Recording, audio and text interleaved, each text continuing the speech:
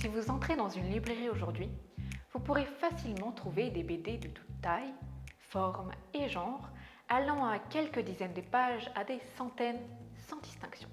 Évidemment, vous me diriez, eh bien, ça n'a pas toujours été le cas. Regardez Tintin, Astérix ou même Arzac de Moebius. Pas le même genre, pas la même époque, ni le même style, mais elles restent très similaires. Par quoi? Eh bien, par leur format, le 48cc. 48 pages, couleur, couverture cartonnée. Ce n'est plus le cas aujourd'hui. Si, mais ce n'est plus une obligation et plus le seul format utilisé. Mais alors, quand est-ce que s'est produit ce changement? La rupture se fait aux alentours de 1990. Depuis quelques années déjà, de plus en plus d'écoles d'art, comme l'École supérieure des arts de Saint-Luc à Bruxelles, proposaient un enseignement ciblé sur la BD.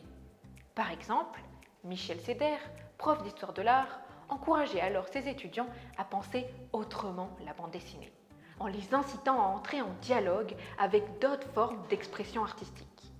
Les jeunes artistes se sentent alors limités par les normes éditoriales en vigueur, et vu qu'on n'est jamais mieux servi que par soi-même, ils ont très vite créé leur propre édition. Ce sont des éditions indépendantes et alternatives, parce qu'elles n'utilisent pas les courants de distribution classiques et ne partagent pas leur vision de la BD. Mais alors, comment est-ce qu'elles font exactement? Tout simplement en ne donnant quasiment aucune contrainte aux artistes qu'elles publient et en créant leur propre magazine.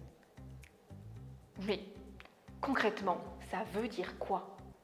Les BD alternatives se définissent le plus souvent par une absence de couleur, un dessin qui s'éloigne du naturalisme, de nouveaux genres et styles plus personnels, comme l'autobiographie, qui n'existait pas dans la bande dessinée avant, la tranche de vie de personnages fictifs ou non, des sujets sociaux et politiques, ou même des BD qui se détachent complètement d'une narration.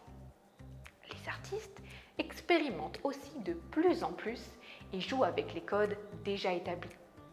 Mais cela veut dire aussi de nouvelles techniques, l'aquarelle, le pastel, l'acrylique et la gravure sont de plus en plus utilisées. Elles ne l'étaient pas avant. Et non, depuis près d'un siècle, les BD étaient dessinés exclusivement à l'encre de Chine. Mais ce n'est pas par hasard que ces artistes décident d'emprunter ces techniques des beaux-arts. Ils veulent délibérément faire partie du monde de l'art. Mais la BD, ce n'est pas déjà le 9e art? Certes, mais concrètement, ça ne signifie pas grand-chose. Les médias comme la radio et la télévision sont par exemple considérés comme le 8e art. Et puis surtout, jusqu'à là, la BD avait son propre marché et sa propre industrie. Encore aujourd'hui, les ventes de BD dans le marché de l'art contemporain sont minimes. En 1990, elles étaient inexistantes.